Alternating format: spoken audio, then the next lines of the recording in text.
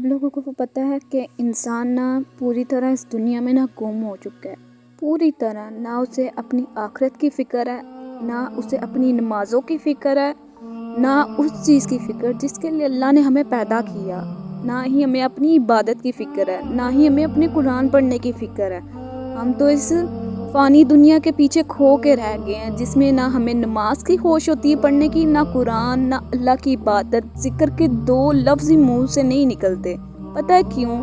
کیونکہ ہمارا دل نا ہمارے گناہوں کی وجہ سے نا سخت ہو چکا ہوتا ہے، جس میں نا ہمیں نہ ہی نماز کی فکر رہتی ہے، نہ ہی قرآن کی، نہ ہی اللہ کی عبادت کی، نہ ہی اللہ کی محبت کی۔ ہم لوگ تو اس دنیا کو حاصل کرنے میں لگ جاتے ہیں، نہ ہی اس ذات کو، نہ ہی اس آخرت کو جو تا قیامت کیا آگے پوری زندگی چلنے والی ہے، اس کی ہم کبھی نہیں فکر کرتے۔ ہم فکر کرنے بیٹھ جاتے ہیں اس مال، اس دولت کو، حالانکہ یہ دنیا کچھ بھی نہیں ہے، یہ دنیا میں چاہ کے بھی نہیں کچھ دے سکتی۔ فکر کرنی ہے تو اپنی آخرت کی کرو، نہ ہی اس دنیا کی۔ یہ دنیا کے اندر تم لوگ ایسے گم ہو کے رہ گئے ہو کہ اپنے اللہ کو بھول چکے ہو۔ تمہیں پتہ ہے اللہ تم سے ناراض ہو کے بھی تمہارے رزق نہیں چھینتے۔ اللہ دیکھو، تمہاری اللہ کی محبت کی شان تو چیک کرو۔ اللہ ناراض ہو کر بھی تم لوگوں سے تمہارا رزق نہیں چھینتا۔ اللہ کی محبت چیک کرو، تمہارے گناہوں کے باوجود بھی تمہارا رزق نہیں چھینتا۔ اللہ کی محبت تو چیک کرو۔ اور ہم لوگ ایسے ہیں کہ اس دنیا میں گم ہو چکے ہیں، ہماری زندگی بھی اس دنیا پہ ختم ہے، ہماری جان مال اسی دنیا میں ختم ہے۔ ایک دن ہم سب کی سانس نکل جانی ہے، نہ ہی ہماری جان مال اولاد پیسہ شہرت دولت کچھ کام نہیں آنا، سوائے ہمارے اعمال ناموں کے، سوائے ہمارے اللہ کے آگے عبادت کرنے کے۔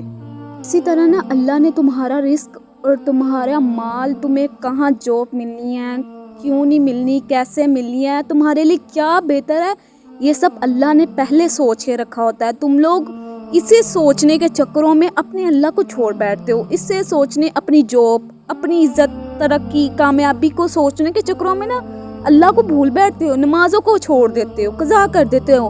حالانکہ حضرت علی، حضرت امام حسین، انہوں نے آخری دم تک نماز نہیں چھوڑی، اور ہم لوگ ہیں نماز چھوڑ دیتے، قرآن نہیں پڑھتے، قرآن کو کھولے سال 2 سال گزر جاتے ہیں۔ پر ہم لوگ انسان کیا ہیں، ہمیں کوئی فرق نہیں پڑتا۔ جب موت آتی ہے تو پھر کہتے ہیں ہمیں ایک اور موقع دیا جائے۔ بابا ہمیں کوئی موقع نہیں ملتا، ہم لوگ بھاگتے ہیں کہ ہمیں عزت مل جائے، ہمیں شہرت مل جائے، ہمیں یہ پیسہ مل جائے، ہمیں یہ دنیا مل جائے۔ حالانکہ یہ دنیا کچھ نہیں ہے۔ تم لوگ پتہ ہے جو لوگ دنیا سے امید لگاتے ہیں نا، وہ پوری طرح توڑ دیے جاتے ہیں۔ جو اللہ کی ذات سے امید لگاتے ہیں نا، وہ دنیا میں ایک مقام رکھتے ہیں۔ پتہ ہے آپ لوگوں کو کہ لوگ اس دنیا میں کیوں گم ہو کے رہ گئے؟ صرف دولت کی وجہ سے، عزت کی وجہ سے۔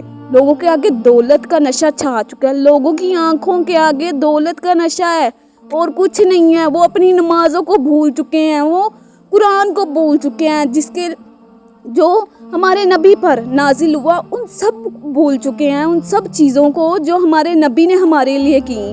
پر نہیں، ہمیں تو کوئی فرق نہیں پڑتا۔ ہم لوگ اس دنیا کے پیچھے گم ہو گئے جو ہمارے لیے کوئی نفع بخش ہی نہیں ہے۔ ہمارے لیے ہے نفع بخش اللہ کی عبادت، 5 وقت کی نماز، تہجد کی نماز کرو، اسے ادا۔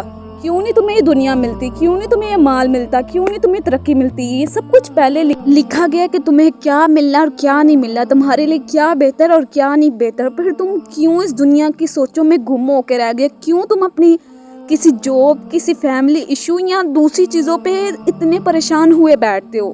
پریشانی بیان کرنی ہے اللہ کے آگے کرو، نہ اس دنیا والوں کے آگے جو تمہیں تسلی دینے کے علاوہ کچھ نہیں دے سکتے۔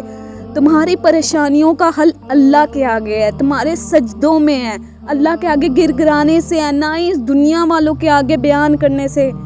اپنے اللہ سے اتنا جڑ جاؤ کہ ایک وقت کی نماز قضا ہو جائے اور تمہیں کچھ ہونے لگ جائے کہ نماز قضا ہوئی کیوں۔ میں کہتی ہوں اللہ سے ایسی دوستی کر لو کہ ان انسانوں کی ضرورت نہ پڑے، تمہیں اپنے مال کی ضرورت نہ پڑے، بس تم اللہ کو مناؤ۔ مال دولت عزت شہرت ہر چیز اللہ کی دین ہے، وہ آتی اور جاتی رہے گی۔ جیسے حضرت یعقوب علیہ السلام کو یہ سب کچھ ملا اور پھر چلا گیا، پھر انہیں دوبارہ مل گیا۔ پتہ ہے کیوں؟ وہ ان کے لیے ایک آزمائش تھی، ان سے ان کی اولاد چھین لی گئی، انہیں ایک بیماری لگ گئی جو بہت تکلیف دے تھی، سب سے زیادہ صبر حضرت یعقوب علیہ السلام نے کیا، تو سوچو جس پروردگار نے انہیں دیا، انہیں نوازا، پھر چھین لیا کہ وہ تمہارے ساتھ ایسا نہیں کرے گا. وہ آزماتا ہے، ہر ایک انسان کو آزماتا ہے، کیونکہ انسان اس دنیا میں آزمائش کے لیے آیا، نہ ہی بیٹھ کر کھانے پینے کے لیے. بے جانوروں کی طرح نہیں ہے ہم لوگ، جانوروں کی طرح نہیں کھایا پیا سو لیا. اللہ نے ہمیں پیدا کیا اپنی عبادت کے لیے، جس سے ہم اپنا مقصد نہیں سمجھتے. ہم دنیا کو اپنا مقصد سمجھ کے اس کے پیچھے بھاگتے رہتے ہیں.